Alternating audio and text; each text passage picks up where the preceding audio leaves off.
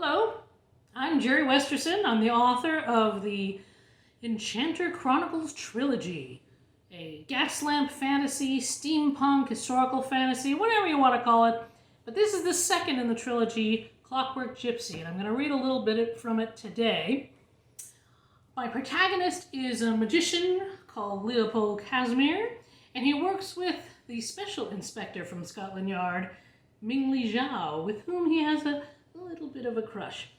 They find themselves in all kinds of dangerous situations, and this time is no different. They have been kidnapped by goblins. So let's see how they do. Mingli snatched a floor chandelier and brandished it. The next troll that moved got a swat in the face and staggered back. Leo, grab a candle from a pixie. He reckoned her meaning and crouched low, facing off with a pixie grinding its teeth. He lunged, stepped on its face, and yanked the candle from its hand. He then kicked the creature away from him, grabbed a fringed tablecloth from a gate-leg side table, and lit the cloth. He took careful aim and tossed it in the face of the nearest troll.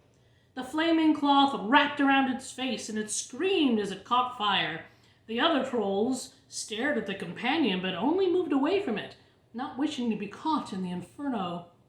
The troll keeled over and was down, smoldering on the carpet. We can't keep this up, Leopold admitted. Then an idea sparked in his mind. He pushed up his left sleeve, then turned his wrist over, staring at the eye staring back at him, and pressed his finger to the tattoo. Suka! He shouted. Instantly, the little red imp popped into existence. Fleshmaster wants Suka, he said wearily. Then the imp turned. Oh, shit! Leopold found himself and Mingli backed against the far wall with nowhere else to go. Suka, get rid of these! Suka glanced back over his shoulder. Me? That's why I summoned you, you little carbuncle. Do something. That's a command. Suka rubbed his little webbed hands together and licked his thin lips with a forked tongue. No like this world, he muttered. He raised his hand and snapped his fingers.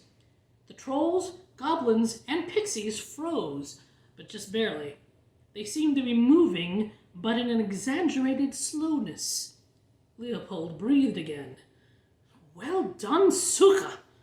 Won't last. Must leave. Then get us out of here. I can't perform any magic. The place is warded. Weak flesh master, he muttered again. His webbed feet flapped on the wood floor as he waddled forward. He edged around the wooden pillar trolls, the dog creature that had been a table, the goblin pillow, and the warring pixies as Leopold and Mingli carefully followed. Leopold looked the troll pillar in the eye no more than a few inches away as he slid by it, holding his breath as it blinked ever so slowly at him. He held tight to Mingli's hand as he maneuvered by each creature, stepping over the pixies, as the still melting wax dribbled down the candles and over their spiky hands, shuffled around the dog table and waited anxiously for her to catch up. He feared to touch any one of them, even a slight brush that it might make Suka's spell fall. They made it to the door unscathed while the imp tried to open the passage. Spells are strange, Suka muttered. Well, strange they may be, but we need to defeat them. He looked back at the slow-moving trolls and creatures. It looked to Leopold that they were beginning to move faster, and they were minutely turning to where he and Mingli now stood. Hurry up, Suka! Suka trying, dead flesh master, but this magic is strange. Strange? How? Suka gave Leopold a filthy look over his shoulder. Different. Complicated. Tangled. Well, untangle it.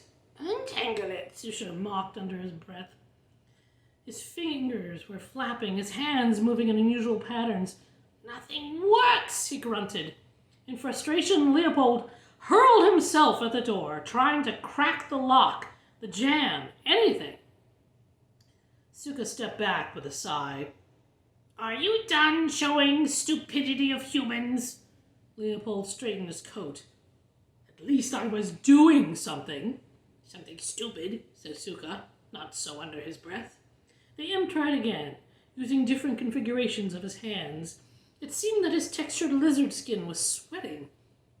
Leo, said Mingli, with urgency in her voice. He turned and noticed that the trolls and beasts were beginning to unfreeze. Suka, hurry! We'll freeze the beasties again. Can't freeze again. Must open door. Then bloody open it! Trying. One of the pixies seemed to free itself. It was moving at a normal pace and marching forward with its candle, using it like a sword. And then the pillow goblin broke free of the enchantment and sneered, cracking its knuckles. Running out of time, Suka, said Leopold urgently. He attempted to push Mingli behind him, but she looked at him as if he'd lost his mind and stood her ground. He pulled the Webley from his coat again, and Mingli reached down, pulling up her skirts to grab her own gun from the holster lashed to her thigh. Leopold searched for anything of use, anything that could use in defense. When his eyes scanned the vaulted ceiling, he spotted another chandelier not made of pixies. It was fashioned of heavy wood, with a rope keeping it aloft. He elbowed Mingli and used his eyes to show her. She looked and slowly nodded. Are you close, Suka? Said Leopold. Trying.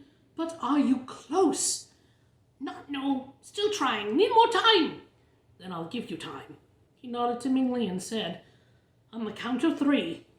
1, 2, 3. They raised their guns together and pulled the triggers. But we'll have to wait to find out what happened.